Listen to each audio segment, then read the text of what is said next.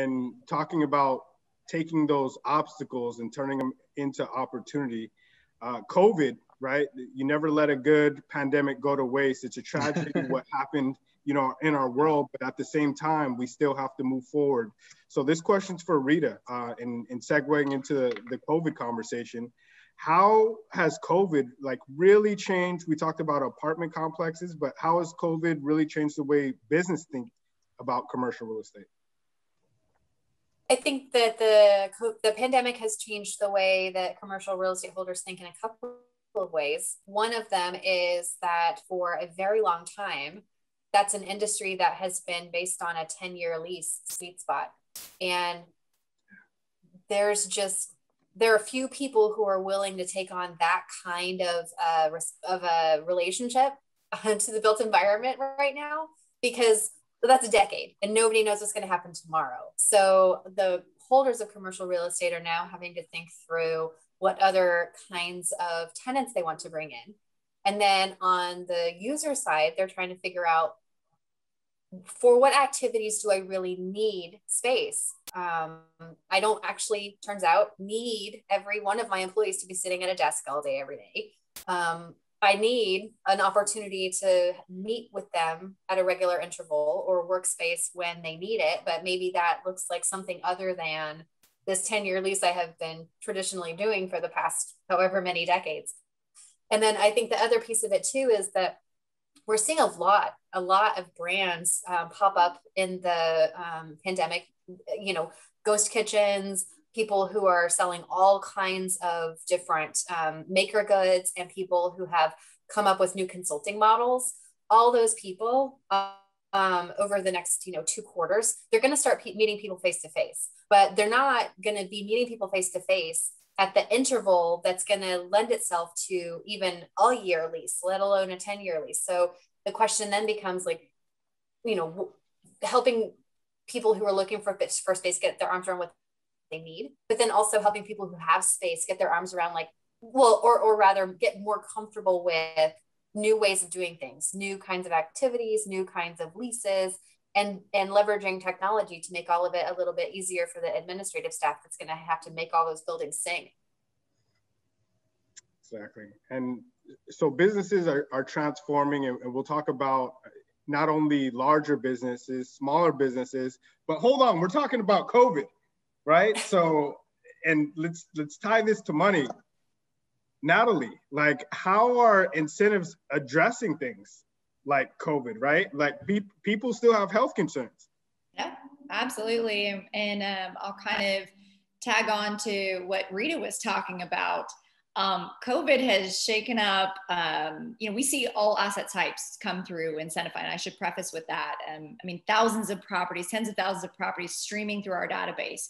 Everything from multifamily, I can tell you now they're rethinking what is, how are they going to mix in and address everything from affordable housing to maybe they're not going to be doing a lot of these mega, you know, hundreds of units kind of multifamilies. It's going to be, how do they address housing at a more intimate level? Let's talk office space. It completely shook up office space. And guess what? Developers used to build to core and shell.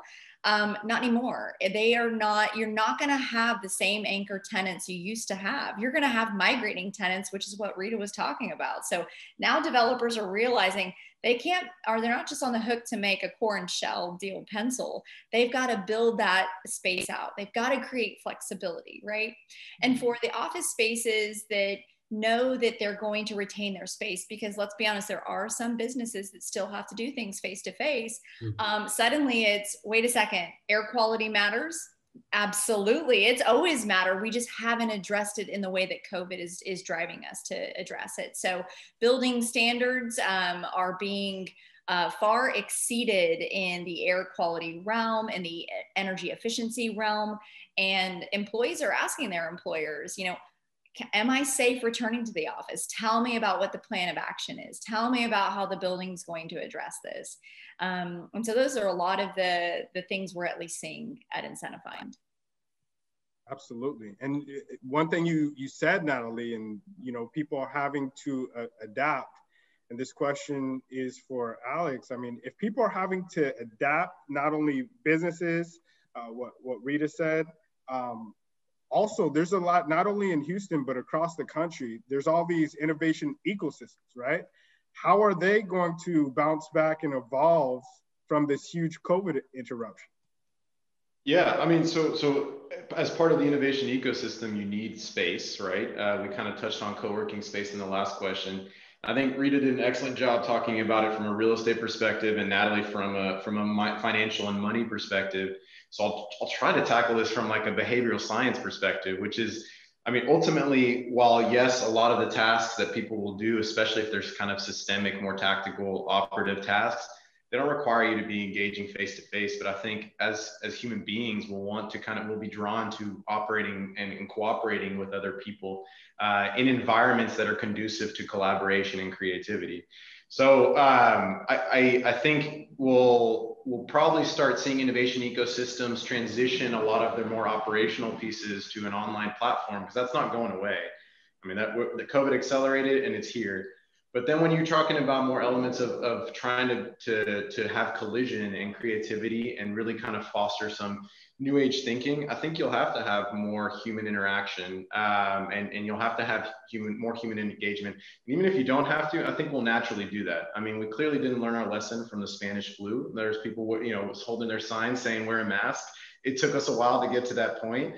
I think we'll get back to that point where just naturally we'll want to engage with human beings again. So I think I'm looking forward to kind of having that true mix, and I think it'll take a while before we find a way to make it really efficient. Excellent. And so one of the things that you said, and regardless of what side of, and we've had a change of power during COVID, right? So regardless of what side of the political spectrum that you're on, there has been some change, and the word you use, systemic, has been used in a couple different fashions. So regardless of what side you are on, Mark, if you could tell us of how COVID has created opportunities for minorities during this time.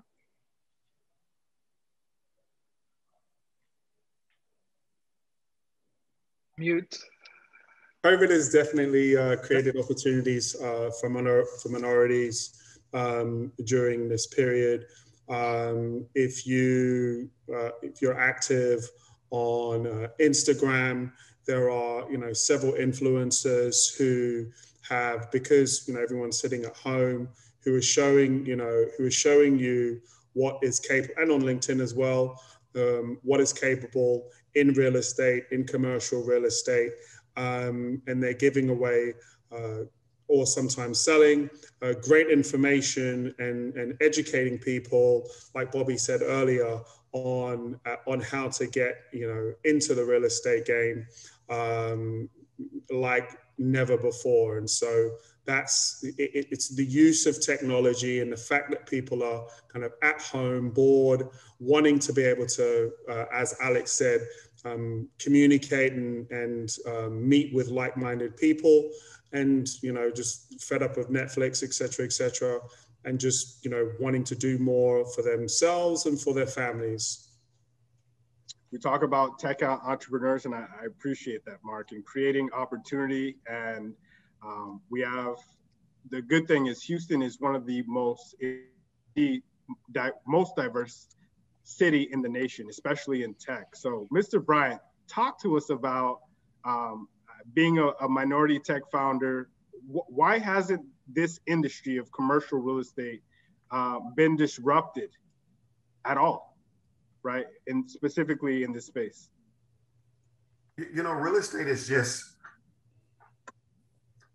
Real estate is a very dynamic industry. That comes with a lot of moving pieces. I think when we look at some of the unicorn companies, or we look at some of the people, it's been more that have failed.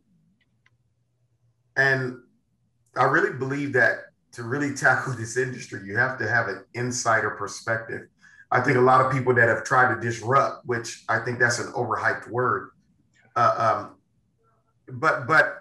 I think when it comes to real estate, you have these, people you know, from the Bay Area to the East Coast, and they live in these bubbles, and you're trying to evolve something for the masses, the majority of the country. And you have to be a very integral player in understanding the dynamics of the real estate industry. It is, you know, state by state, there are different rules. The rules and regulations you have to understand. And if you just have an idea, I'll tell you what, right now, for anybody who think they're in their garage and going to innovate and disrupt this business, that your idea, if you haven't taken the rules and regulations in consideration, you failed from the from the jump. And so we have to understand the rules that govern this game, and then try to ideate and innovate from within the rules. And I think that has been the problem for most of the predecessors who have attempted and raised, I mean, serious, you know, hundreds of millions of dollars and still fail, right?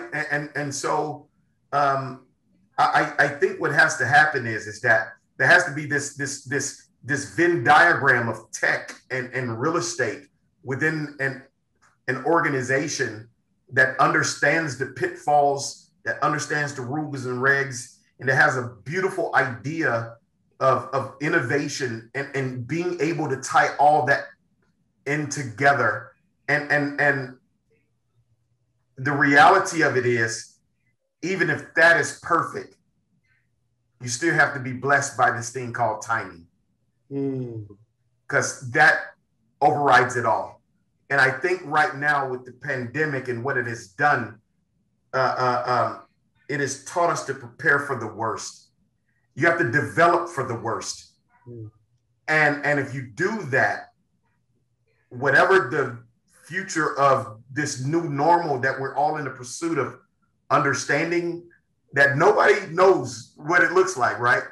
That if you could turn around and understand in a sickening way what people want, not what you want, not what you believe, but really what people want, then I think the real estate industry at that moment can be evolved into something beautiful. And we could move past this prehistoric 1908 version of what we're experiencing in 2021. Can I just go ahead? Go ahead, and Sebastian. So, Sebastian, I was going to say, if I could build on Bobby's point, it's a brilliant segue to. Yeah. I was going to ask you, Sebastian, and going through this, we talked about opportunity, and during this time, I mean, during COVID, we're able to travel to Disneyland, travel to Six Flags, and nobody was there, right? So tell us how the pandemic has impacted the way that we work, the way that we live, and the way that we travel. Yeah, so I was, saying earlier on how people are avoiding hotels, that when you don't need to go to a specific office every day, but you could work anywhere, then maybe you could live anywhere. And so Americans traditionally haven't had the opportunity to travel much because they don't get much time off. But suddenly, if you can work from anywhere, then you can go and have a long weekend somewhere. You can move to a city for a month and try it out. You can live anywhere. So we've seen a rise of these sort of, I guess, digital nomads, for want of a better word. You can sort of live anywhere. And to build on Bobby's point earlier, I think it's important to understand the dynamics of the real estate industry. But I think what gets forgotten too often is the users of the real estate. And so let's take an apartment. You don't rent an apartment because you want an interior design project, right? So when you rent an apartment, the product is unusable because you have to move in furniture, which either you already own, or you have to go buy it and assemble it. You have to connect utilities. You have to set up a Wi-Fi router. And that seemed crazy to me because, as you can hear from my accent, I'm not from Texas. I moved over here from London, and back in London, and back in London, 4 out of 5 properties are rented fully furnished already, which kind of makes sense, right? Because if you're renting, you don't own your own place, so why would you own your sort of furniture? And it's funny because apartment communities here have these amazing amenities more often than not, but they've kind of gone 95% of the way, and yet they only have one product, a 12-month lease on a bare apartment. And when I speak to leasing agents, all across Houston and further afield, they tell me, yeah, we get calls every day for furnished accommodation on, shorter terms of, a few weeks, a few months. And yeah, we have to turn them away. And that to me is the insane thing, that this industry has been doing something for so long. They've forgotten about why people rent an apartment, and that's, we're there to help them sort of solve that problem and to give people what they want, which is, a place to sleep. That's it. There you go. Not only do we want to work from home, a place to sleep, work from home, and watch Netflix. Yes. So we can do all in one spot now. So, and the good thing is, for all of these tech innovators, we're making it easier for the future.